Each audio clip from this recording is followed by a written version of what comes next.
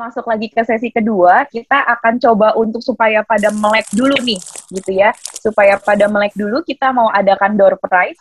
Karena mau mengingatkan kembali, kita akan ada door prize ini sebesar tuh sehingga 1 juta, gitu ya, voucher OVO dan GoPay. Jadi supaya melek dulu, kita akan putaran kedua dulu, 2 putaran.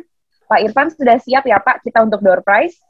Semuanya Bapak dan Ibu bisa siap-siap untuk di kolom chat nanti kalau namanya yang keluar. Ini kita menggunakan email ya, Pak Irfan ya? Iya. Ya betul, pakai email. Ya, karena kalau email nggak akan rancu namanya. Oke. Ya. Sambil aku mau mengingatkan kembali, kita sudah on live streaming di YouTube. Jadi Bapak dan Ibu, kalau untuk Bapak dan Ibu yang punya rekan-rekan yang belum bisa join ke dalam Zoom ini, boleh untuk di-share linknya. Dan jangan lupa untuk di-like, di-subscribe. Ini adalah link untuk YouTube-nya DPD Arebi DKI. Karena memang ini kita full banget, dari tadi full house terus gitu ya, bener-bener 500, turun sedikit, naik lagi, Pak. Jadi benar-benar luar biasa. Oke, tanpa berlama lagi, kita putar. Dan mohon untuk Bapak dan Ibu, di-mute suaranya. Iya, bareng-bareng. Kalau yang untuk para ini, peserta, boleh di-mute suaranya. Atau untuk tim co-host. Oke, kita mulai ya. Oke, terima kasih. Silakan Pak Irfan, dimulai.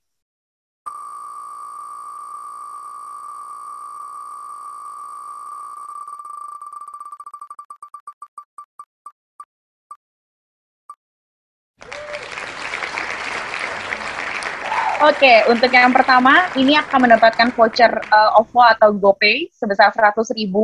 Ada linda.mega5959@gmail.com. linda.mega5959@gmail.com. Ada? Kalau nggak ada yang balas di kolom chat atas nama Bu Linda, kita putar ulang. 3 kali, Mbak. Ya. Yes, Bu Ros, gimana? 3 kali pemanggilan. Oke, 3 kali. Aku tadi kurang 1 ya. Udah, Bu Ros, Bu Selin, langsung pembicaranya aja yang menang. Pembicara nggak mungkin out. Nggak usah repot. Kalau keluar nama pembicara nggak mungkin out kan? Jadi udah pasti terima. Masalahnya Pak Chandra nih Bu Linda udah dada-dada nih. Ada gitu ya Pak. Jadi kita nggak bisa nih ngasih ke Pak Chandra nih. Oke, ada Bu Linda ya dari LG Hooker ya. Bu Linda untuk nomor telepon boleh dikirimkan ke host atau langsung ke ini ya Bu ya, kolom chat ya. Oke, sip. Terima kasih. Untuk yang putaran kedua, Pak Irfan silakan Pak untuk 100.000 yang kedua, voucher OVO dan GoPay. Mbak Sherlyn, Pak Hendar dari Niaga ke kick nggak bisa masuk. Waduh, iya. Udah full lagi ya Bu. Oke, ini untuk yang kedua, Andi Asril 716@gmail.com. Andi Asril 716@gmail.com. Oke, kata Pak Charlie juga di YouTube akan dicek juga ya, kalau ada pemenang bisa tulis di kolom chat YouTube. Andi Asril, ini udah ketiga kali ya, Bapak dan Ibu. Andi Asril 716@gmail.com. Tim panitia gimana? Di YouTube sudah ada di kolom chat? Oke, iya. Saling dicek ya. Yes, betul Bu. Ya. Kalau Pak Andi Asrilnya belum ada, kita putar lagi. Setuju? Sebentar, coba kita tunggu. Sambil kita cek ya di kolom YouTube. YouTube tidak ada yang komen. Oke Pak. Pak Charlie, Bu Ros, aku izin berarti kita putar kembali. Oke. Oke, betul, hangus. Oke, selanjutnya silakan Pak Irfan.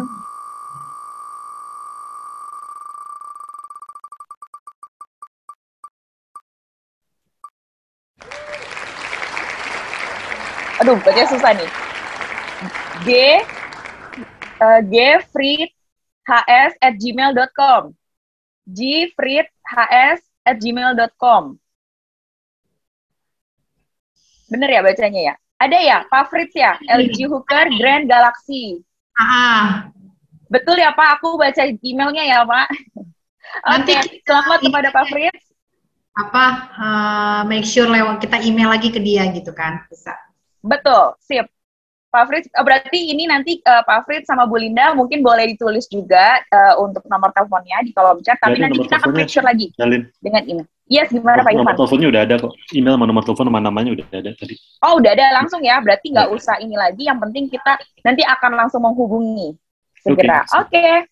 Terima kasih banyak Pak Irfan, ini kita 2 dulu, karena kita mau siap-siap lagi nih untuk masuk lagi ke sesi kedua yang pasti luar biasa. Silakan Pak Chandra. Oke, siap ya, Pak. Thank you Mbak Selin ya. Walaupun saya menunggu ternyata nama saya nggak keluar juga. Oke, nggak apa-apa lah, kita lanjut dengan materi gitu ya. Oke, teman-teman, saya langsung. Tadi kita membahas sampai kita toilet break adalah baru kita membahas sales pad ya. Jadi sebenarnya yang baru saya bahas itu adalah baru sales pad-nya. Sales pad saya tulis ulang, dimulai dari prospecting ya. Kemudian approaching,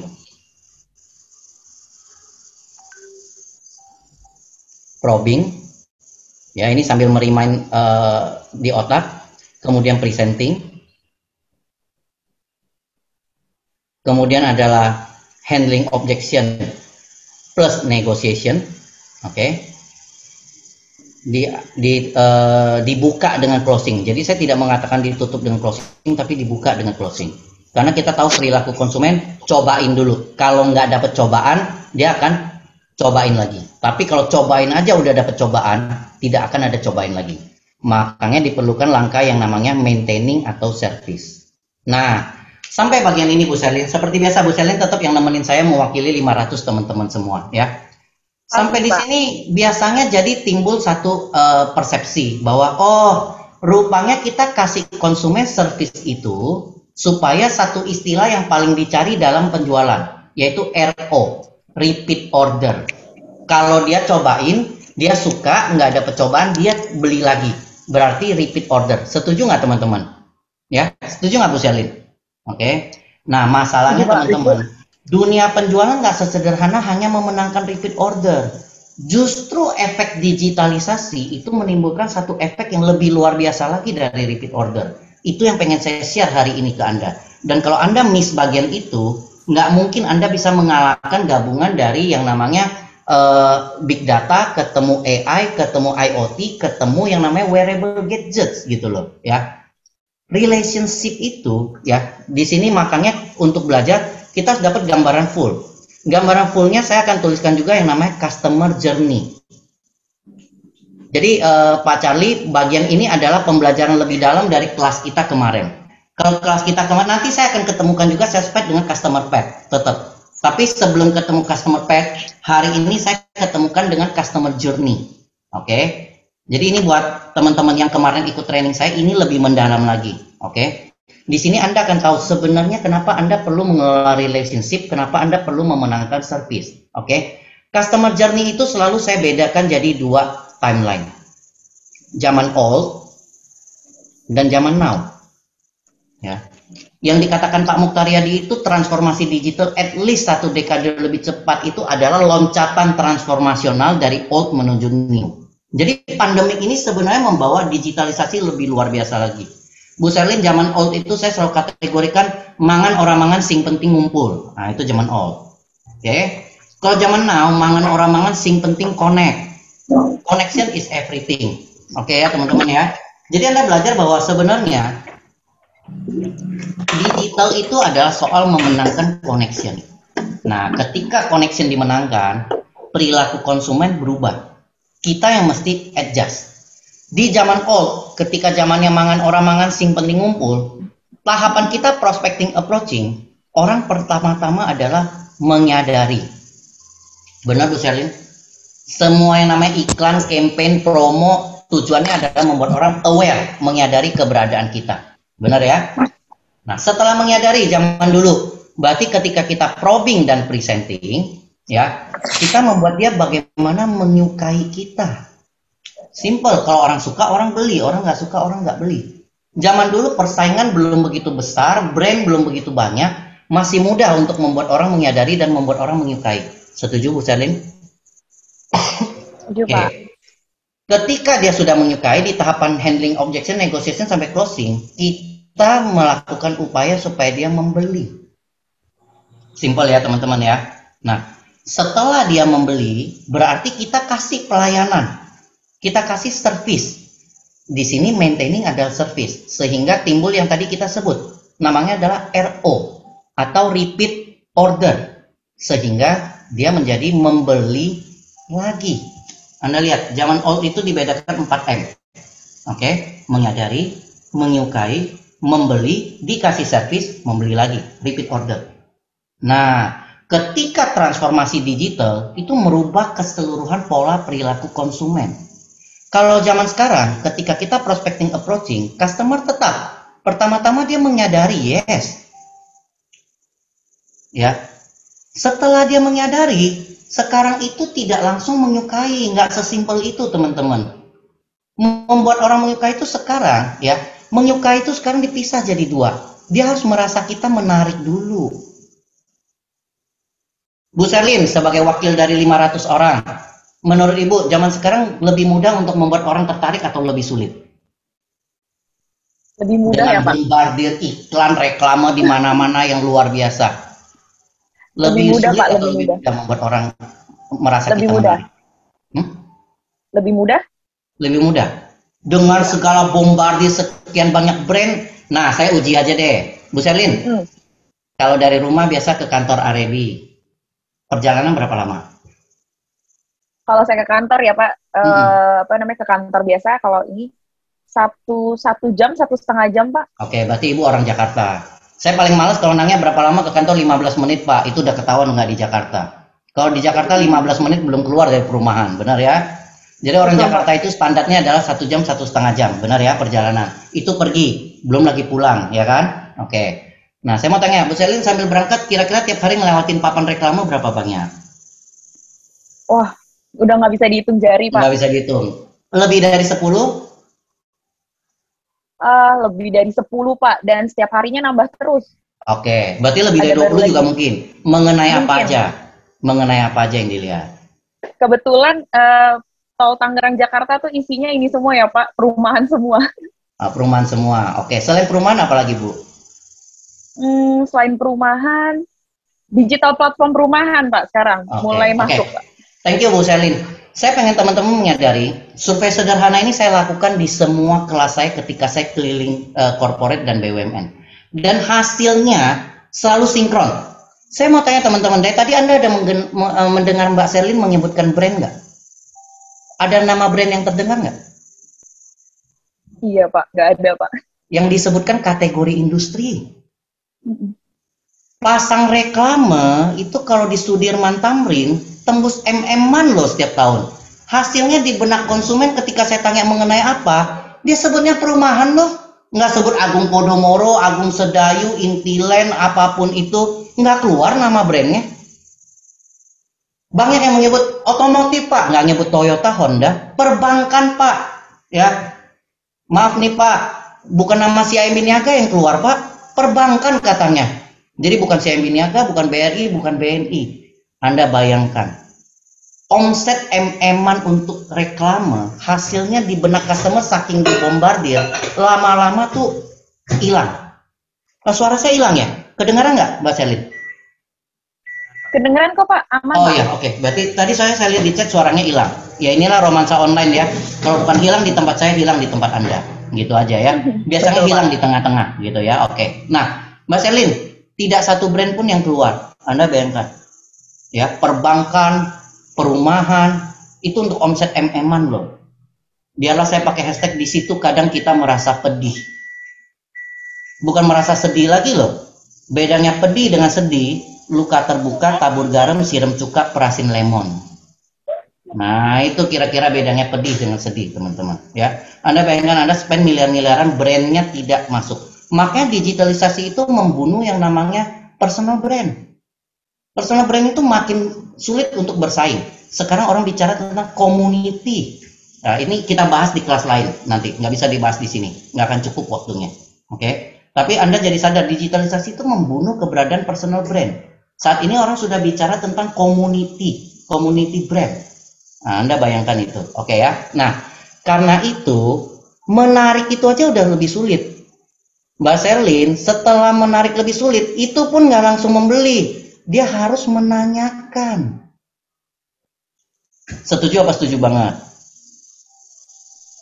Setuju banget, Pak. Kalau menanyakannya benar, dia puas, baru dia membeli. Nah, sekarang saya mau tanya, menanyakan ke siapa? Apa iya Bu Sherlyn mau beli mobil Honda, datang ke Gia sama IMS, terus nanya di booth Honda sama sales Honda, Dek, menurut kamu mobil Honda bagus nggak sih? Biarlah saya jawab dengan hashtag, menurut lo? Lah dia sales Honda, dia hidup dari komisi menjual Honda, terus Bu Sherlyn mengharapkan apa? Dia bilang, enggak bagus-bagus banget sih Bu, tapi Ibu tetap mau beli ya. Makanya namanya konsumen itu sekarang teman-teman, kalau menanyakan, itu tidak menanyakan ke pihak penjual loh. Mereka menanyakan kepada referral. Setuju apa setuju banget? Referral menjawab. Dan yang namanya referral zaman sekarang teman-teman, itu sesimpel, guys, kalau gue pengen beli mobil hatchback, menurut lo Pade, mendingan Toyota apa Honda ya? Gan? Nah kalau Gan berarti ditanyakan di mana Bu Sherlyn?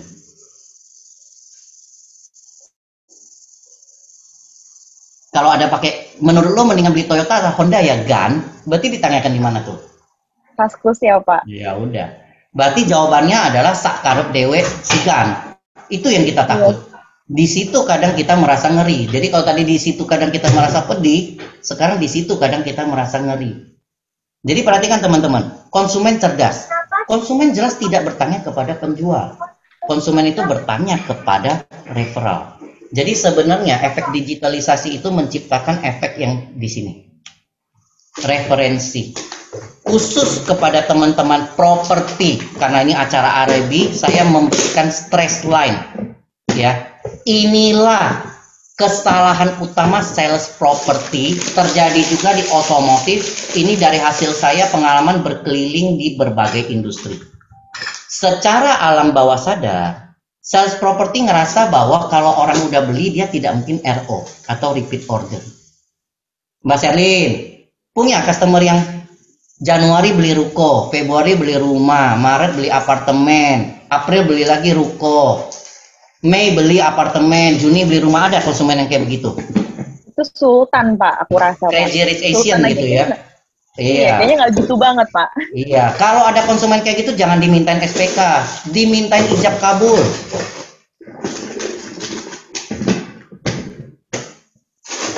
Ya benar ya teman-teman, kalau Anda punya customer sultan seperti itu jangan dimintain SPK, dimintain ijab kabul. Oke? Nah, jadi deep down inside, alam bawah sadar, ini yang saya pengen tekankan ke teman-teman hari ini. Biarlah kalau hari ini dari seluruh materi Anda cuma nangkep satu, biarlah ini jadi satu-satunya materi yang ditangkap. Kelemahan sales property adalah dia berpikir bahwa yang namanya Sherlyn kan udah beli sama gue, berarti kan dia nggak mungkin beli lagi lah. Jadi kalau sebelum DP itu yang namanya Sherlyn itu diagung-agungkan, setelah DP ganggu banget, dia rewel banget sih jadi customer. Bener apa bener banget, tolong tulis di chat. Makanya dunia sales property itu sering terjadi sales yang namanya Sherlyn. Pak Chandra, kalau saya mah 24 jam bisa dihubungin, itu sebelum DP. Begitu DP yang namanya Sherlyn 24 jam nggak bisa dihubungin. Bener apa bener banget teman-teman? Nah, saya mau bantu mengingatkan dulu nih teman-teman. Sebelum kita bahas ke yang lain, ya. Saya benar-benar remind, ini adalah kelemahan paling fatal. Kalau Anda mau tembus target, kalau ini nggak diperbaiki, berat. Ya. Karena sebenarnya kenapa? Simple, nanti saya cerita ke Anda. Kebaikan sales property karena nganggap dia udah beli nggak mungkin RO. Sebenarnya kita melakukan servis itu bukan untuk meningkatkan RO, tapi meningkatkan referral. Hati-hati loh teman-teman. Bu Sherlyn, temenin saya ngobrol lagi ya. Nyalain mic-nya. Nah, Pak. Nggak semua produk di dunia ini mengikuti format beli-beli lagi loh. Itu hanya berlaku untuk produk yang namanya FMCG. Fast Moving Consumer Goods. Ya kan? Kalau Bu Sherlyn belinya sabun colek, merek Chandra, ya berarti saya memastikan supaya kalau Januari beli sabun colek merek Chandra, Februari ya tetap merek Chandra, jangan merek Ross. Benar nggak Bu Sherlyn? Betul, Pak. Ya itu namanya FMCG. Tapi kalau untuk long term durable goods, barang tahan lama, dia tidak mengikuti format beli-beli lagi. Contoh, Bu Selin di rumah kulkas sudah berapa lama usianya? Kayaknya udah 2 tahun 3 tahun kali ya Pak. 2 tahun 3 tahun, either baru menikah atau baru pindah rumah, benar? Masih ikut sama papa mama Pak. Oh ya, berarti orang tuanya sebelum yang 2 tahun 3 tahun ini kulkas yang berapa lama? Bisa sampai 10 tahun Pak kayaknya ditahan-tahan. Kayaknya dari kecil udah ada gitu kan? Iya betul. Nah berarti kan kalau itu kulkas nggak rusak, nggak keluar suara, nggak keluar bau, orang tua juga nggak ganti kulkas kan? Enggak Pak. Anda kan nggak kemarin pas Valentine, Tio lihat papa sama mama segitu romantisnya, papa sambil ngerangkul mama, Mi, kulkas kita kayaknya kurang kekinian, apa kita ganti? Enggak gitu kan? Iya enggak Pak. Yang dimaksud kekinian gimana? Kulkasnya mau bentuk prisma atau gimana? Kulkas selama berfungsi tetap dingin, nggak rusak, yang nggak ada yang ganti. Jadi, makanya gue mengatakan bisa 10 tahun, bisa 15 tahun. Saya mau tanya, merek kulkas yang dulu merek apa? Ingat nggak yang waktu dari kecil sampai gede yang baru ganti 2 tahun, 3 tahun yang lalu? Saya rasa udah nggak ingat. Siap. Oke, Sharp. Kayaknya Yang baru ganti Mas, merek apa? Yang baru ganti merek apa? Kayaknya sama sih Pak. Nah, berarti di persepsi keluarga Anda saking tahan lamanya Sharp, saking bagusnya saya ganti Sharp lagi. Benar? Betul. Saya mau tanya teman-teman, ber-500 di sini ada berapa orang lagi persiapan merit hari ini, habis ini nanti siang ngomong ke pasangannya, sayang, nanti rumah kita beli kulkasnya Sharp aja. Ternyata bagus banget loh. Si Sherlyn di keluarga dia udah puluhan tahun akhirnya dia baru ganti.